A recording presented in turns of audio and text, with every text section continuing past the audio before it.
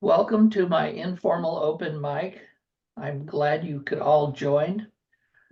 It is really fun for me to have a small group because it's intimate. You get to talk to people you know. It's more comfortable to share some things than in a larger group. And I have planned enough time for us to do a minimum of 2 poems each, possibly 3. We'll see how it goes, how long the poems are. But let's start with 1 each, and we're going to go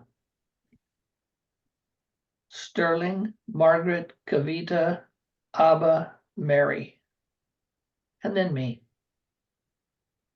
Remember that because I won't. I was going to say that's a little complex. Okay, well, I'm going to start off with a short one. Oh, could you put the host sharing on, please? Yes, advanced sharing options. All participants may share. Boom, done. Okay.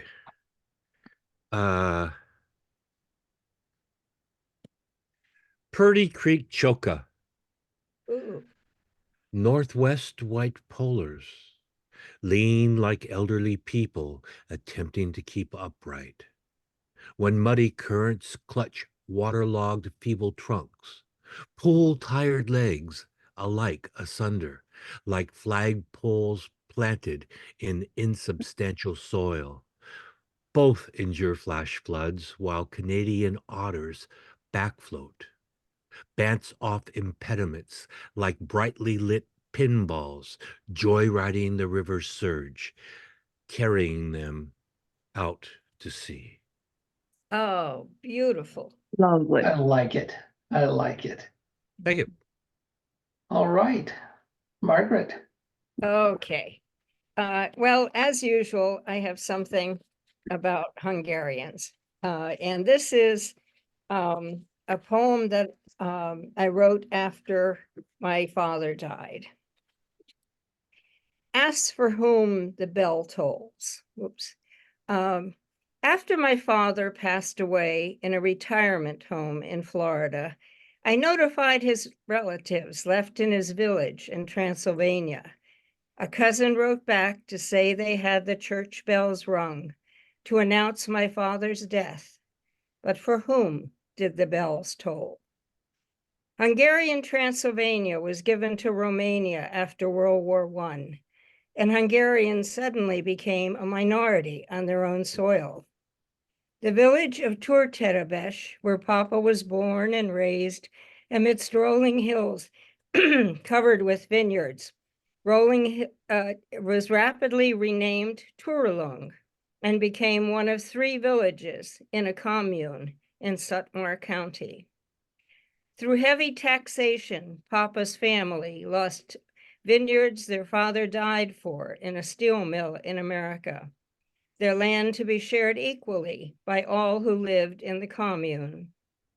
Residents were forced to speak Romanian until they forgot Hungarian and native customs. People claimed there was no one poorer than a Hungarian in Romania. Bad diets and worse health care killed many in the commune, including Papa's 50-year-old son.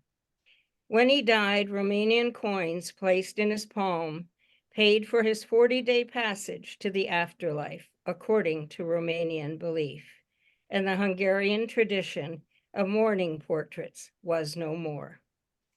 In my heart, I still hear the bells, tolling for an ethnic minority whose culture, language, and idyllic life was wiped out in a single generation.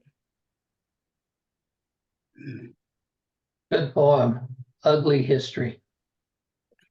Yeah. That part of Hungary was given to Romania after World War I. Who gave it? Um, I'm curious who made that decision. Well, there was a whole group from different countries, but because Hungary was on the German side, they had to give up part of their land, an awful lot of their land, to different countries. And they became a lot smaller. All right. Kavita? I'm going to read a poem called Those Bombay Sundays.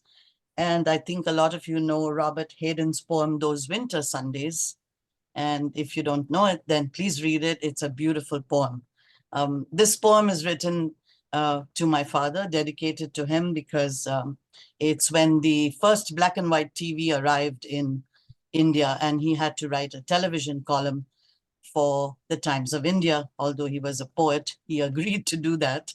So it was kind of a new thing. So this poem is called Those Bombay Sundays. Those Bombay Sundays, my father woke up his usual early. Seize the day, he would say. He gave the carpe diem call on other days too.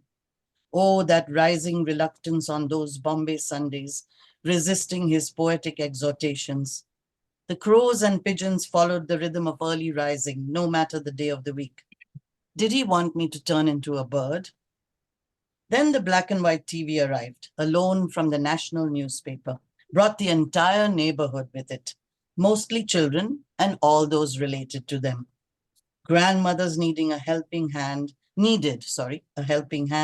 to climb the old creaking wooden staircase, but come they must to watch the Sunday Bollywood movie. Father watched the 6 o'clock movie to write his TV column. The children sat on the stone floor like groundlings at a Shakespeare play.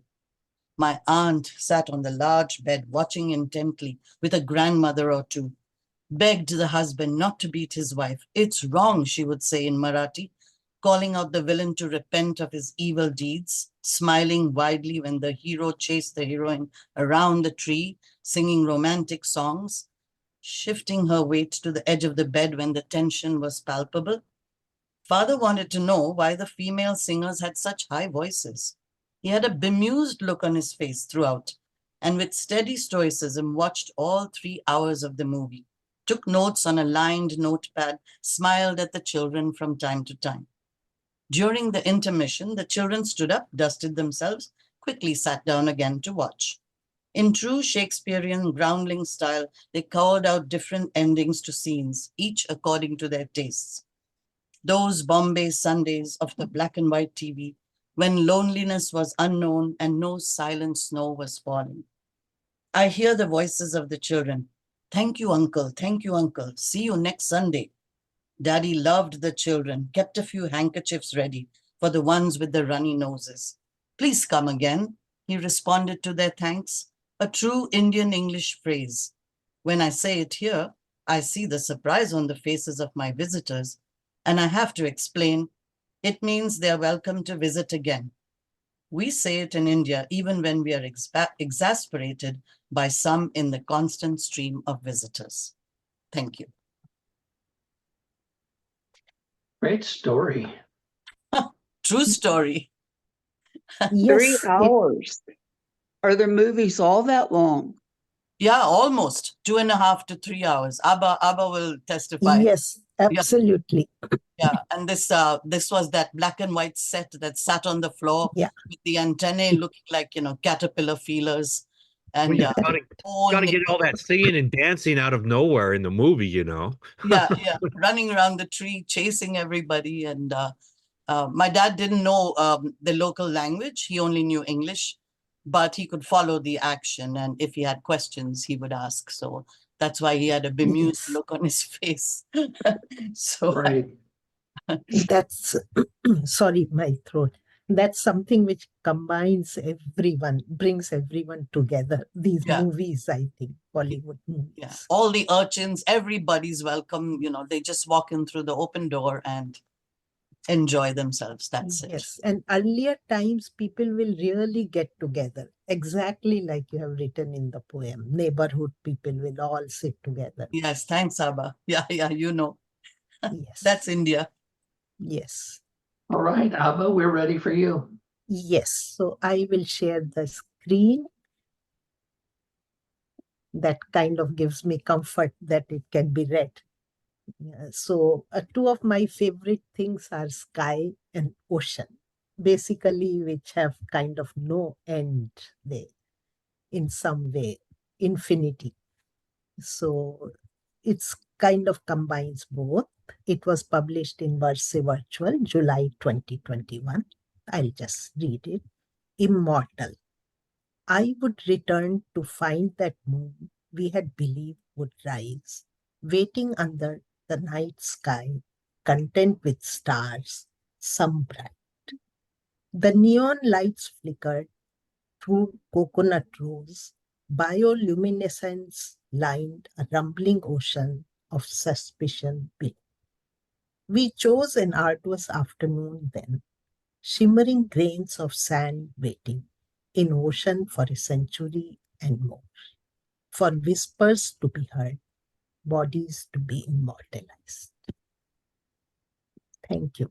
Thank you. I remember that. Yes, thank you. Mary? Okay. I'm going to read another one from my book. It's called Wild Night. Chased out of sleep by a flaming tiger roaring down on me like a golden comet, getting close enough to singe my hair and put a hot kiss on my neck, sure to leave a scar that won't fade when he drives me out into the next day with its dull safety, the familiar chain of ours in step like soldiers all the same, making me turn back to look over my shoulder, remembering his breathtaking, wild disorder, sweet and dangerous, a fatal glory, so real I can still taste it. Thank you. What a dream to remember. Yeah. I'm going to read a relationship poem. And I think that I won't do a lot of explaining. You will find by the end of the poem that it is not the direction you expected. The title is Not Every Spanish N Comes with a Tilde. A cheek kiss and a smile. See you mañana, she says with the emphasis he has come to hate. She says it like a schoolgirl, nasal, taunting tone. Next day, he wears a tee with a graphic of a place he's never been. She likes the picture, reads aloud, Enseñada, same grating, irritating tone. He throws the tee away, tells her none too gently that it's pronounced Ensenada, and the next nya, nya, nya could end in divorce. Not for the presence or absence of a tilde, but for the mocking tone that sets his teeth on edge, releases floods of memories from childhood playgrounds when he was very small and always the target of someone's cruelty.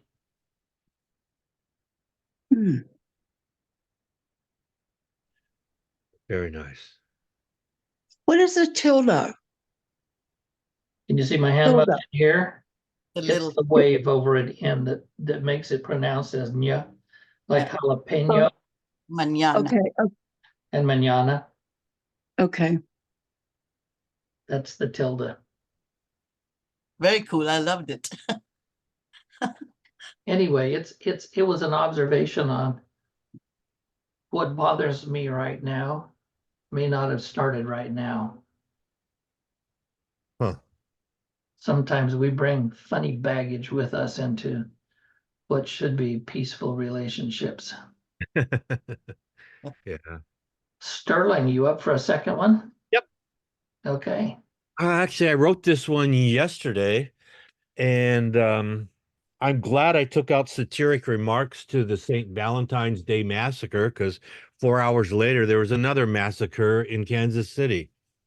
Anyway, this is called Hallowed Hearts for Jeffrey Chaucer. February drapes frost upon cotton-clad shoulders.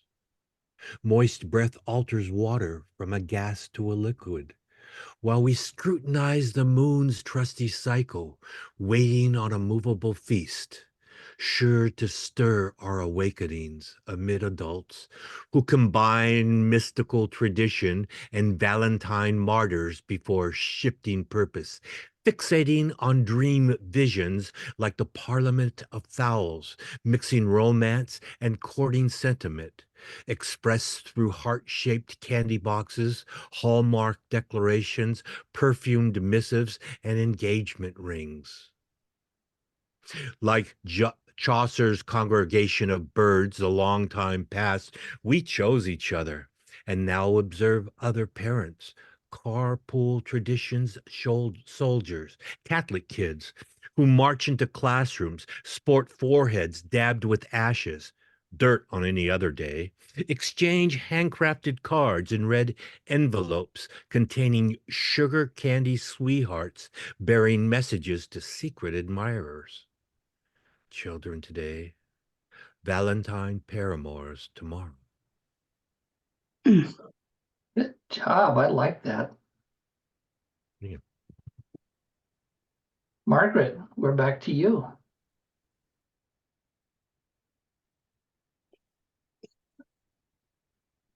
And you're muted.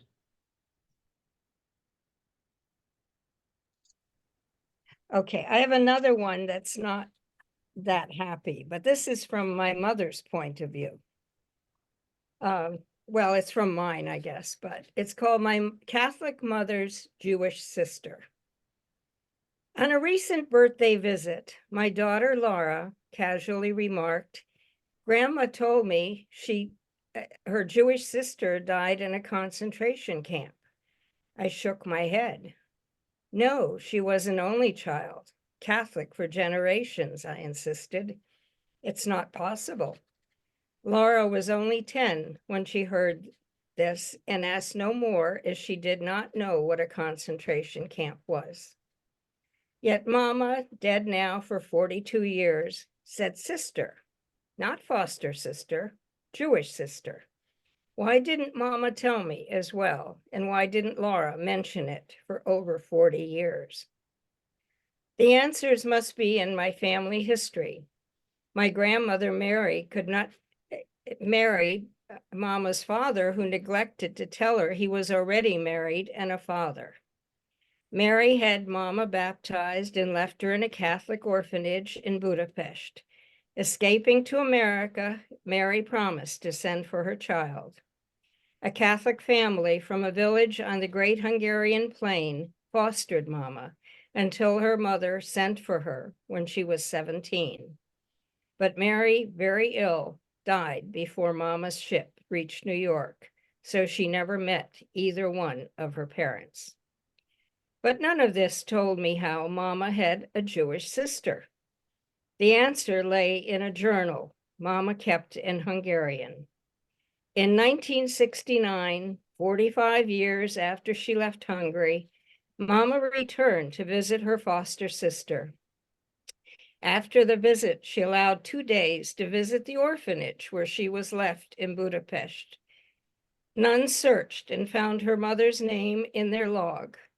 Beside father was his name and one word, Zido, Jewish. Slowly, the older nuns remembered facts of value. In 1944, Germans sent 424,000 Hungarian Jews from Budapest to Auschwitz in the space of 8 weeks. Could Mama's father and his family been among them? The nuns told Mama to visit a synagogue that kept records of what happened to Jews. Mama found her father's name and the fact that he and his wife had died before the war, but daughter Judith and her family were loaded onto a cramped cattle car, intensely hot in the summer, freezing in the winter, without food or water, only a bucket latrine. It took 2 days to reach the gate of death at Auschwitz-Birkenau, where they gassed 6,000 Jews in Roma every day and killed over 1 million in 5 years. Laura, who thought I knew, told me Mama often cried at night during Laura's sleepovers, crying out, "Judith," as she tossed and turned. I remembered visiting Auschwitz-Birkenau years ago and standing in front of a glass wall displaying 40,000 pairs of worn shoes thrown into gigantic piles. I felt tears stain my cheeks, never dreaming some of the shoes might have belonged to someone related to me. Jewish friends told me many people who lost relatives in the Holocaust often did not tell others that it was too painful to even mention. I finally found the answer to my question. For all the relatives that I never met over time, both Catholic and Jewish, I offer this blessing. May they all rest easy in sleep eternal.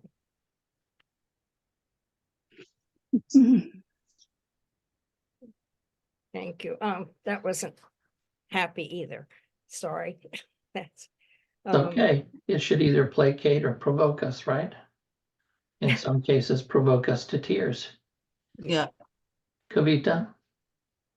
I'm going to read a poem called Arranged Marriage, and it was in an anthology, the Kali Project, which you can see here. Some of you know that in some countries, they arrange marriages for their children. I hope nobody here has had an arranged marriage. I don't want to offend anyone, but it's a slightly humorous poem. I'm going to read it as it is. Arranged Marriage. I was born in the land of arranged marriages. My birth and the land were not a choice.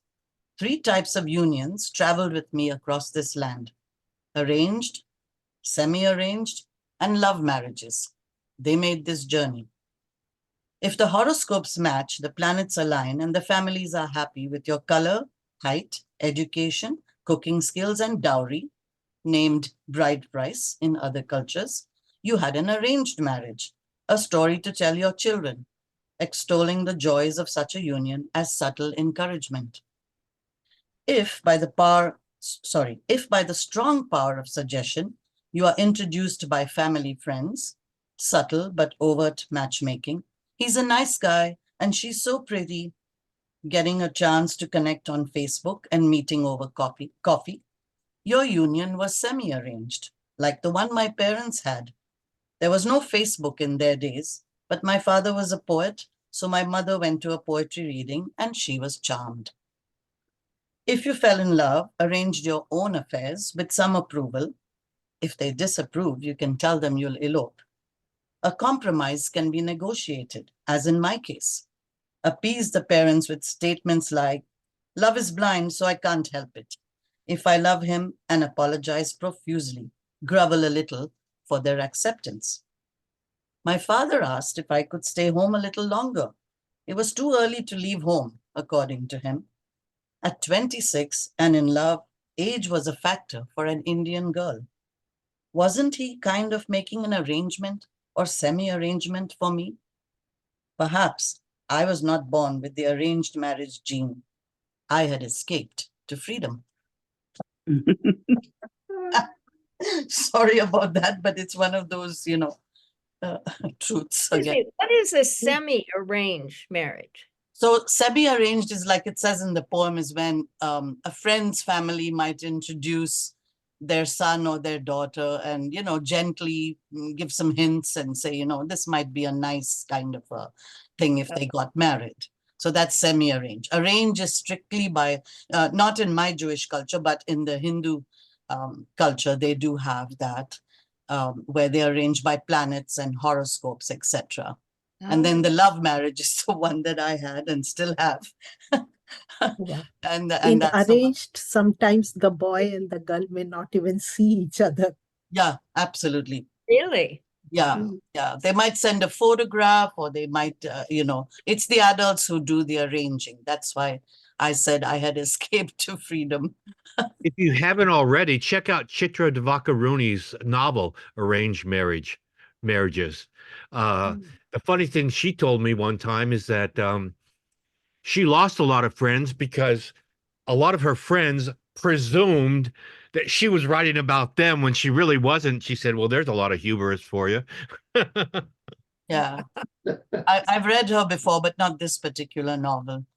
But I was on a panel discussion once when I was very young on All India Radio, and they had love marriages on one side and the other side was debating the arranged marriages. But it was a pretty vehement discussion when you're actually in India. When you're away from India, it's a little different. But yeah, it's quite something. But yeah, so that's why my parents had a semi-arranged marriage, because my mother went to the poetry reading, my dad was an eloquent speaker, and there you had it. So semi-arranged. All right. Abha? Yes, I will share the screen. Sorry about my throat. I don't know what's happened. Okay, so this was published in Ekphrastic Review. I have written quite a lot of ekphrastic poems. I have not kept the picture here, the art, but I'll just read the poem. I hope it stands on its own as well. Flight. Like the light escaping from under the door, I hurried into the Milky Way, a train of starry monks, wiser than the moon, shining on their own. In search of permanence, akin to flying ants, dotting the dark, searching for the flames to shed their wings and procreate. Into a world of little known, I stepped. The temple dome beamed gold, the bells chimed, and the chanting grew as the pastor spoke. Earthen lamps flickered, lighting up a little girl's face.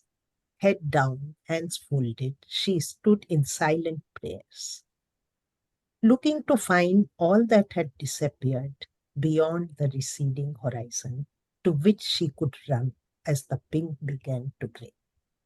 Somewhere among the trees or the muddy lanes, peace must be, unclear as to bring or let stay, building existence between now and then.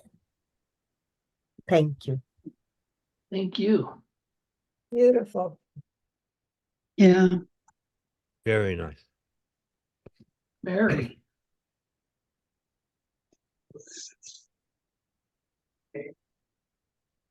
You ready, Mary? Yeah, I'm ready. Okay. This is called Phoenix and Crow. I have been Phoenix, rising again and again from her own ash, a splendid creature of flash and fire, a one and only miracle who wears her splendor with a proud abandon, offers no excuses, depends on transformation, surviving every conflagration, has the habit of resurrection from every narrow grave, refuses chains and blocks of concrete meant to sink and stop her, a master of audacity, the glam flash of more is more, adorned by all the shine and pulse of her own combustion, returning glorious and impossible, reemerging, surging back from every swallow of the black hole there at the center of the galaxy, irresistible as the drain in the shower floor, the water must flow down, yet flaring back, expanding like a neon universe, learning to breathe again and again, triumphant and alive. But now I've gone to Crow, an ordinary sight, whose bright eye and quick mind remembers every enemy, treasures the irregular, rare friend, has no use for excuses, does not rise from ash, but wears her ashy coat the way a hot coal does, over the hot heart, all black, but gleaming, full of blue and purple sheen, iridescent even in ordinary light, both thief and donor, gifting her chosen with trinkets and tokens, sometimes a loud member of the occasional murder, comfortable alone, able to live on anything available, no need for particulars or fancy dishes. She can survive on carrion or sweet corn, scorning foolish scarecrows in her way, in love with tricks and riddles. She polishes her wings on the sun and rises laughing from every test and trap, splendid in her shining elemental blacks. A bit of an incantation, I think. Good. You're not a crow. Oh, crows are wonderful. Do you know I- crows can remember faces? Yes. Yes. And Really? yes, and if you're mean to a crow, it will remember you and it will tell all its other friends. Yes, that is correct. Yep. Yes, amazing creatures. They have they've been discovering how really intelligent these birds are, and their brains are so small, but they're wired on a completely different system than ours. So Yeah. that it's very dense, the interconnections, and I guess that's what allows for them, to be so intelligent. Wow. And magpies too, they can remember a face. And Yeah. I've written a little about it in a short nonfiction piece called Summer of the Pigeons. It was just published recently, but it's amazing. When you do your research, you're amazed by the propensity of these birds to remember the human. Yeah. I One thought I thought just elephants had a good memory, but birds do too. I remember one spring when I lived in San Jose, there was one crow, and I guess I fed it and did other things. That was a spring. By the end of the summer, it kept bringing more and more crows. And by the end of the summer, the tree looked like a tree from Alfred Hitchcock's The Birds or something like that, Yeah. because it said, hey, there's a good place to come. Yeah. I think you're up, Jim. True. I am. I have a political/musical poem for you. Oh, And it's called Nobody Leaves Without Singing the Blues. Stole that from the movie Babysitting. And this is how it goes. Congress in chaos, blatant liars being seated right there in the House of Reps, worse liars vying for more authority and a bigger platform for their lies. Bomb cyclone hitting the West Coast, people still recovering from the holiday travel disaster that is Southwest. And that's not even 15 minutes into the evening news. What's an old poet like me to do? What else indeed but sing the blues? Put on a backing track in A minor, pick up my guitar and just noodle around the neck, not caring how good or bad it might sound because heck, it's in a minor key, and any wrong note is only a hammer, slide, or bend away from being the right one. What if all the problems in the world could be solved just like that? Everybody sings the blues in a minor key, where every mistake is made right just by changing how kindly you treat those wrong notes. oh, That was great. Well said. Well said. Yeah. oh. Love it. What's funny Wonderful. is that sounds current. I wrote it a year ago, January. Wonderful. Love it. Very nice. Jim, they never change. They just get worse. Faces change, yeah, but things are weird. And I think that singing the blues would be a great way to get people together. Yeah. I love the blues. Love Do you them. sing as well as play tons of instruments? Yes, Can we hear it? not directly on here, but I Okay. will put in the chat a link to my website specifically to the music, but you can noodle around the website and see the art as well. But that will take you directly to my one and only recorded album called Cutting Teeth. I've been listening to it. It's good. Yes, I also listened to it. I'm enjoying it. Lovely. Yes.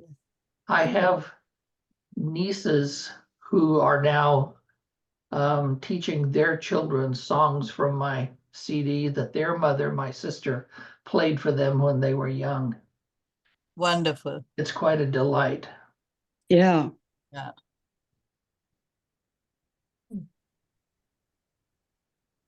So it is now 5:07. You up for a third poem? Sure. All right.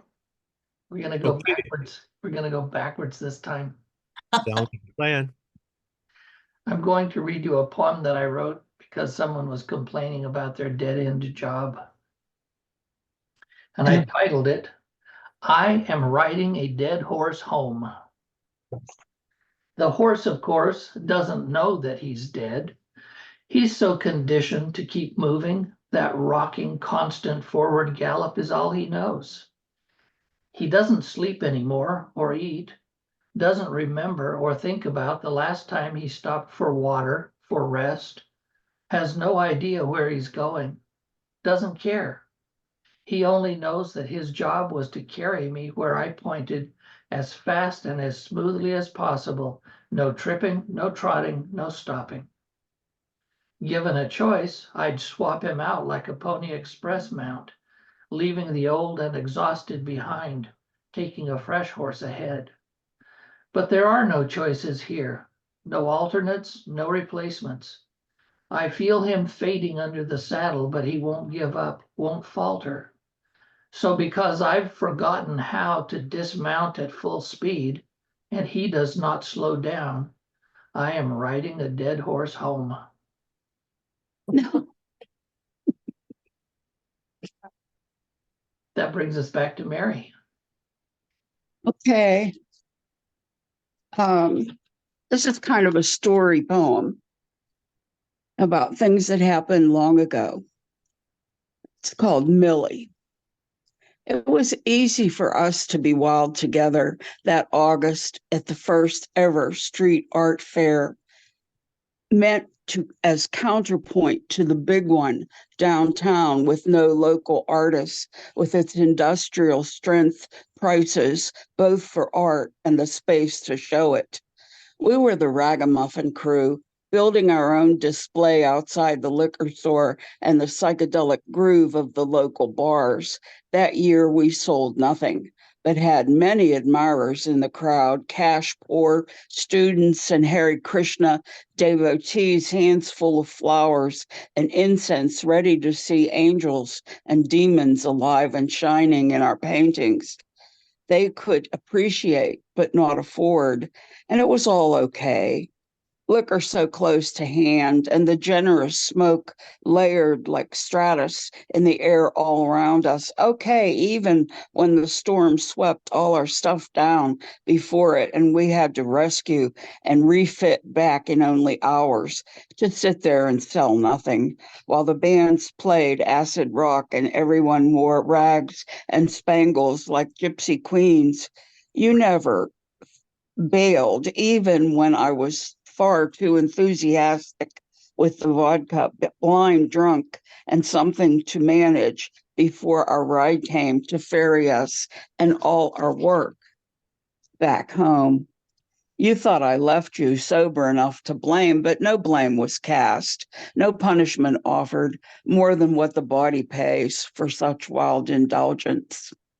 Years later, you gifted me again when I had abandoned everything, even speech, and was blind in the darkest room, the one you might never leave alive, and there was no laughing matter, nothing light enough to free the smothered breath from its sour confinement. Kept close as I was, under lock and key, being preserved, I thought, like some desiccated fruit or flower, already dead. But it was Easter, time of miracles and resurrections. And you came to me, my sister, friend, not with prayers and sympathy, no cheerful flowers or candy eggs, but a perfect chocolate gun. The bold hilarity there to rescue me, push me into laughter, even in that last sad theater of dust. Oh, Wow. Mary, will you send that to Verse Virtual? Will I say? Yes, I will. Next time we open up, if you're on the eligible 3-month thing. Yeah, because I'm in there now.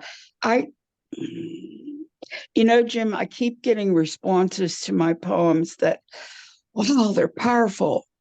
But it's like some people don't want to touch that. And it discourages me. And I'm so happy to find people who are willing to hear it and to touch it. Yeah, because there's no question poets write about hard things. Yeah. We do. And nurse poets in particular seem to have to write poems that elicit some pretty strong emotions. And yeah, people are uncomfortable with strong emotional responses, and that's okay. We keep writing, and then we find each other. And Mary, in my experience, sometimes you get an editor who's got one strong poem, and it's like for the life of him or her, they can't stand. They say, "Well, two is going to be too much." You know, I Yeah. mean, Yeah. it's and so it's highly subjective sometimes. Oh, I know. I know that you know, that it's very normal to have 25 rejections to every acceptance. But I think, you know, we're just people and it gets you down. It can get you down. But it's never succeeded in shutting me up.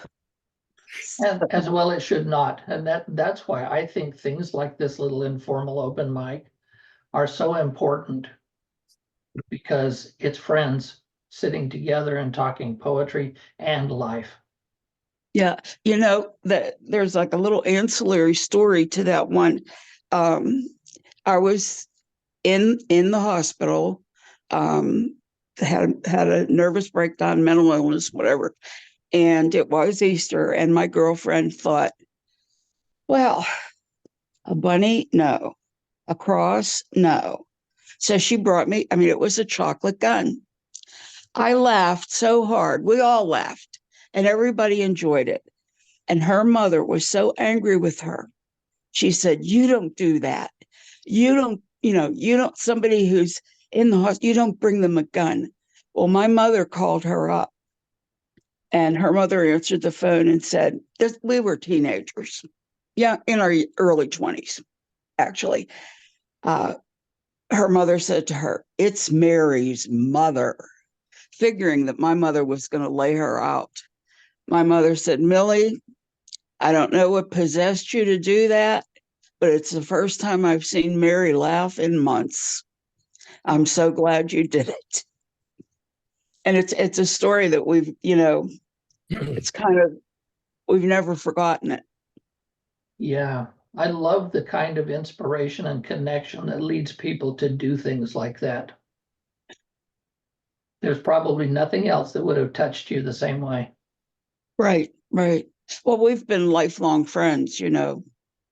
I've Right. been friends with her longer than I've been married.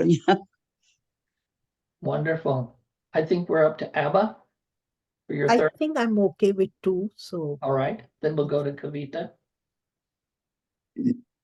I don't know if I've read this one before, but it's in the same anthology and it's called The Poet's Breath. Jim, you'll tell me if I've read it before. No, I won't. Okay, you won't. We'll just enjoy it. Okay, thank you. The Poet's Breath. Walk gently here, careful how and where you step. For here, where girls discarded like candy wrappers, where female fetuses destroyed in the still of night, wrapped in ragged shawls or torn scarves, are left to be devoured by wild animals in the jungle of survival, or drowned in rivers, not fortunate enough to be rescued like Moses in the bulrushes. I am she who, born free in the land of the free, speaks for them. In that same country, in a hospital, new hospital for women, I opened my eyes to my first cry as a new woman. Later, I would rename the hospital, Hospital for New Women. In my mind alone, of course, some things are prophetic. Time makes those revelations. A poet with a different philosophy entered the room, listened to my first breaths, cradled me in his arms, breathed a name on me, speaking it quietly, almost a whisper, yet loud enough for all to hear. Mother was deaf to my cries. She had hemorrhaged badly. Father rejoiced at the birth of a girl, his girl, a daughter born in the land of the free. He believed his daughter was a gift from his God. She would be named Kavita, symbolically. His joy would shower poems on her, while others with girl children knit their brows, puzzled. Is he crazy? A little touched in the head? Maybe his poetry made a fool out of him. What shall I protest? A girl wanted in a country where girls are unwanted? He wanted me and took me home, a girl, his daughter, his firstborn. Indian sweets were distributed. Neighbors raised their eyebrows, surprised, but with silent voices. Light-skinned and hair of golden curls, at least she will not have much trouble finding a marriage partner, they said. We'll have to check her height and cooking skills. My darker-skinned friends taunted and teased, while Michael Jackson later sang, "It don't matter if you're black or white." My aunts and grandmother simply prayed I would be like Ruth and like Esther.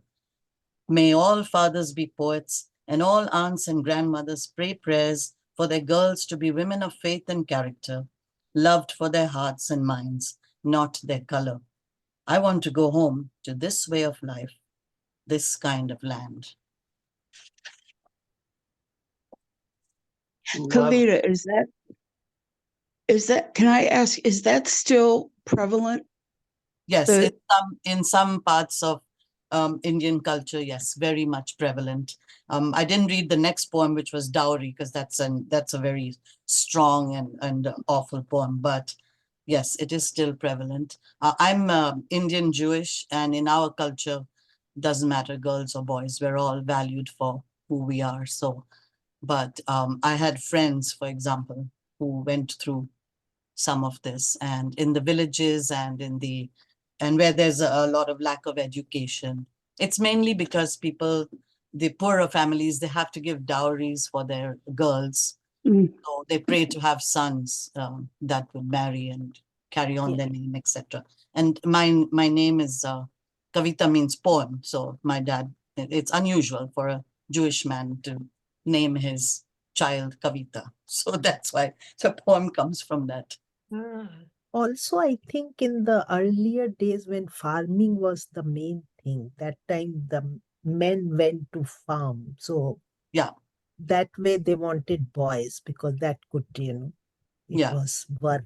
They could work for the family, and Yeah, it's that just way it's it just was so done. shocking that they would actually drown the girls, and Yeah.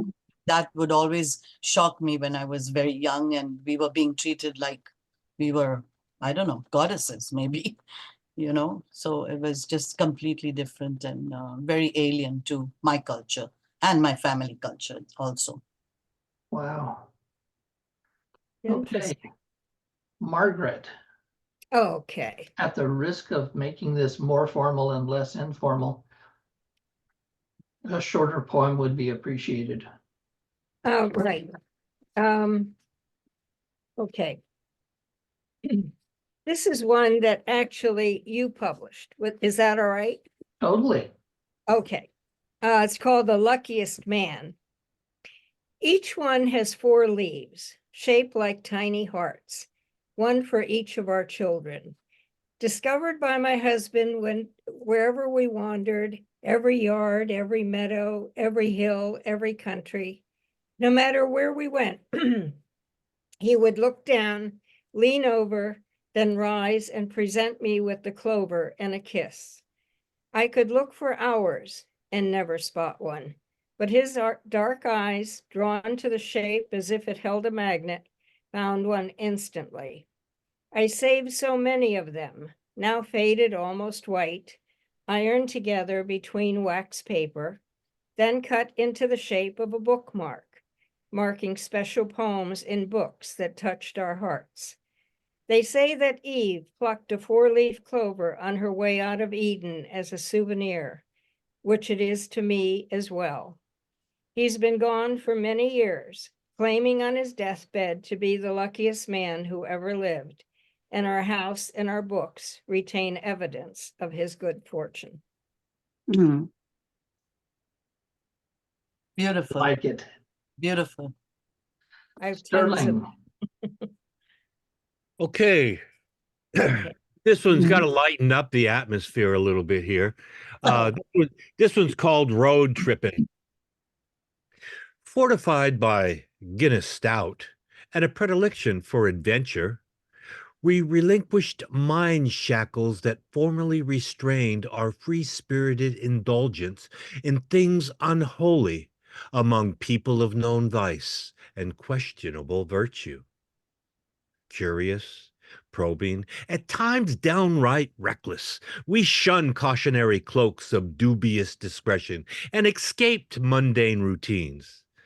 Yes, we challenged beliefs that had shaped our character, examined the reasons taboos applied to some while ignored by others, exalted road tripping epiphanies, the life-changing equivalent of an existential religious experience.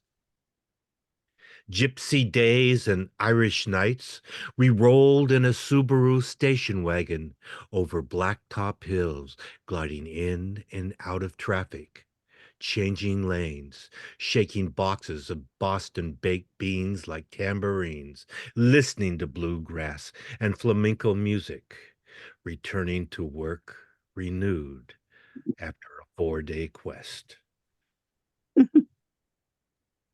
Uh, You scoundrel. I have to ask, a box of baked beans? Yeah, Boston, Boston baked beans come in boxes. they're Oh, candies. can of Candy, They're candies. candies. Hard Oh, shell. Oh, candy. okay, That's okay. right. candies. Yeah, I thought putting in the word candies was superfluous. I understood it because I grew up with Boston baked beans. Yeah, I'm I don't know if they going make to them anymore. read, I'm going to read one last poem because Kavita reminded me of this that I had written some years ago in response to a story about a Pakistani baby that was born premature, and her father refused to see her for something like the 25 days that she was in ICU because he had issues, and they're in the poem. We'll see how this resolves. It's called Whisper the Name. Hmm. Too early born, she challenged them.